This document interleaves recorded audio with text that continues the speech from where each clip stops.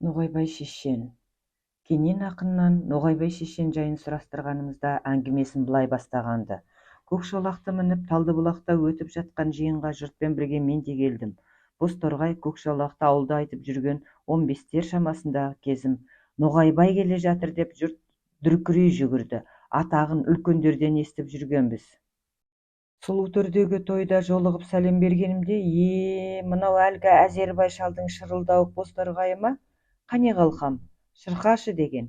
Мен Көкшолаққа Бозторғайға салғанымда бәрі күлісіп алған. Енді міне бір топ балалар оны көргелі шауып келеміз. Даяршылар алдынан шығып күтіп тұр. 200-дей кісі күнгейдегі жамбас жолдан сырнайлатып келеді. Елдің алдында торы арғымаққа мінген Ноғайбай қолында қызыл тобылғы шыбық ұстаған, жасы 80-нен асқан кезі. Атқа отырғаны 40-тардағы адамдай, қыран көзі жалт қарағанда өңменнен өтіп кететіндей. Даяршылар елді тоқтатпаса нұқаңды бас салатын түрі бар. Жұрт жапырласып қол алысып жатты. Ноғайбай ұлы жүз, Дулат, Жаныс, Жарылқамыс, Бұхар, Қасқарау, Сырымбет деген аталардан. Әкесі Дәулетбақ, оның әкесі Малдыбай Жетісудағы қырғыз-қазақ жұртына ұран би болған. Ноғайбай орта бойлы, өткір көзді, алғыр сөзді, оқымаған, тоқыған, өте ділмәр шешен би еді. Ноғайбайсыз келелі кеңес дау бітпеген. Адамның қара тілді ақиық қыраны деп атанған кісі.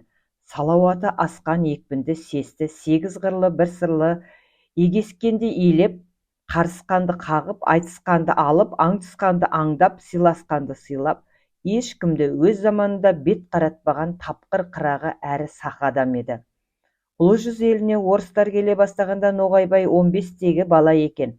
Бұл кезде қырғыз-қазақтардың бір шетін Қоқан ханы билеп, Бішкек, Тоқпақ, Ташкентте олардың ұлықтары отырды.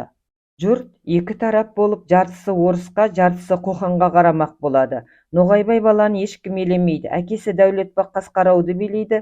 Ел мұсылман деп өзбекке тартады. Сонда Ноғайбай екі жақтың да оябын тауып, елді аман сақтап қалудың жолын ойлады.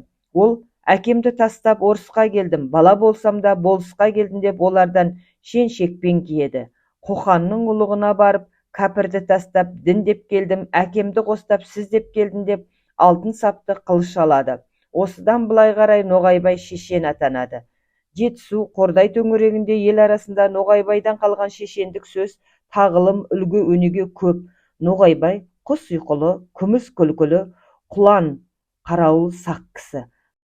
Дауға да, жауға да алдырмайтын, шалдырмайтын әбжіл шешен еді.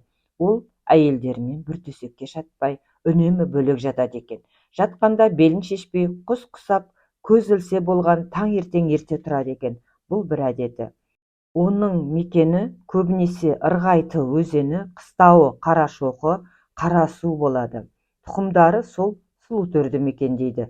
Сұлутөр десе Сұлутөр, Қарақия, Қасқажол, Арнабұлақ, Қызылқұр, Қалқан болар. Шоқпартас, Шұрайлы жер, сұлу жайлаулар қазір Красногор деп атанды. Ноғайбай әзіл қалжыңнан шалдырған кісі емес. Қанша қара тіл атанған шешендерде қай жерімнен мін табады деп оның алдында құрдай жорғалайды. Үш болыс, Сырымбет, Малдыбай, Мүйізді, Өтеген жұртына үлгі өнеге шашты ол. Сыпаят оқалы тон киіп, аста, тойда сәулетпен жүрер еді. Ұл қыздары, келін балалары, әдепті, тәртіпті, бәрінің киім киісі, жүріс тұрысы, сыпайы, сынықтығы, қонақ күту жолдары өз алдына бір өзгеше болыпты.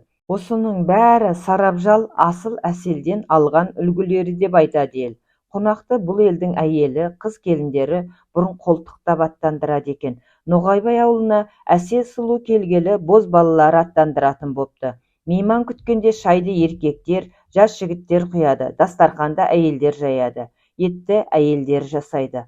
Самаурынды көтеріп келу, қолға су құю, бата сұрау боз балалардың міндеті. Ноғайбайдан қалған тағы бір үлгі өрнек осындай. Көп адамдар болып асқа, тойға атпен жүргенде қаз-қатар ат құлағын теңдестіріп, бірінен бірі озбай қанат жайып, Ноғайбайды нысан атым алда жүргізеді екен. Жорғалы жүрдек, ұрыншақ аттылар да алға түспейді. Атпен бұлай жүруді ел сәулетті Сырымбет жүрісі деп атайды. киген киімдерінің етек-жеңі жинақы болады.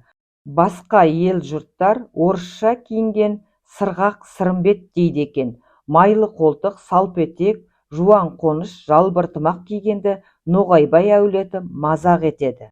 Осы күнгі Красногор атап жүрген тауды халық ертеден Сұлутөр деп келген. Бұл Ноғайдың арғы аталары иеленген жер. Сұлутөр десе Сұлутөр, нанбасаң өзің барып көр деп халық бекер айтпаған. Айналасы кең жайлау, топырағы май, шөбі шүйгін, жұпардай, мөлдір бұлақ, торғындай құрақ болады. Талай ғасырдан бері қазақ-қырғыз көшпелі елдер жайлап жататын осы жерге орыстар келе бастапты. Бұл кезде Ноғайбай Жетісу атырабына белгілі сөзге дау бермес, елін жауға бермес шешен би болып атағы жайылып тұрған кез екен. Ноғайбай 9 әйел алған кісі дейді. Оның бірін қырғыздан, бірін өзбектен алған көрінеді. Олардың бәрінен үрім бұтақтары бар, тұқымдары 25 үйлі жандар ата қонысында Ырғайты өзені бойында тіршілік еткен. Қырғыз Бәйтеке батыр той істеп қазақ-қырғызды шақырады. Тойға шақырылған адамдардың барлығы тойхана алып келетін салт бар ғой. Байлар тойхана сыйын бір-бірінен асырам деп бір тоғыздан кем алып келмейді. Айғыр үйірлеп, қоралап, қой тоғыздап түйе келіп жатады. Бұл барлардың істейтіні. Ал Ноғайбай сияқты жалғыз атты серілер не істеді? Ноғайбай мен Бәйтеке батыр құдай екен. Ноғайбайда көп мал болмаған, тапқаны тамағына, жұтқаны жұмырына ғана болып, сәулетті, ат-тонды асыра мініп, жақсы киініп жүретін. Нұқан ойланып бір амал табады. Малдыбай, Қонысбай деген бір бай елдің түйелері Ырғайтының даласында жайылып жататын. Ноғайбай түлеп, шайырға семірген өркештері баладай түйеден жігіттеріне 30 түйе айдатып тойханаға алып барады. Бәйтеке батыр тойына келе жатқандардың алдынан даяшы қойған екен. Ол даяшылар көбінесе ақындар болады. Кімнің қанша сый әкелгенін, кімнен кімнің асқанын сол даяшы ақындар өлеңмен жариялап тұрады. Сонда Тоқтағұл: асып туған Ноғайбай болмақ оңай май, 30 түйе ап келді, кешіктірмей дөп келді, бай манаптар мақтанған қайтып бұған шақ келді.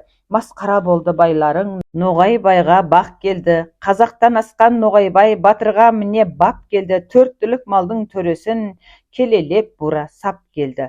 Қырғыздар 30 түйені сарайға қамап, ата қоқы Ноғайбайдан асып тойхана алып келген қазақ-қырғыз жоқ деп шулап бозаға тойып жата береді. Ноғайбай жігіттерге айтып қойған: таңға жақын қырғыздар ұйықтап жатқанда сарайдың аузын ашып тастаңдар, түйелер өрісіне кете берсін депті. Таң атқанда қырғыздар қоқилап шауып, түйе жоқ десіп қалады. Құдай ұрған Ноғайбай алдады деп батыр Бәйтеке: ау Ноғайбай, түйелеріңе кете бер деп үйретіп қойғансың ба депті. Сонда Нұқаң: менің түйе жылқым сендерге мәлім ғой. Ағайыннан сұрап айдап келіп едім. Қолыңа беріп қораңа қамап берген түйеден айырыл деген мен бе?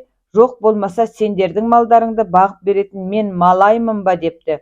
Уәжден жеңілген қырғыздар: бұл Ноғайбайды адам баласы жеңіп болмайды. Ол біз тұрмақ шайтанды да жеңеді депті.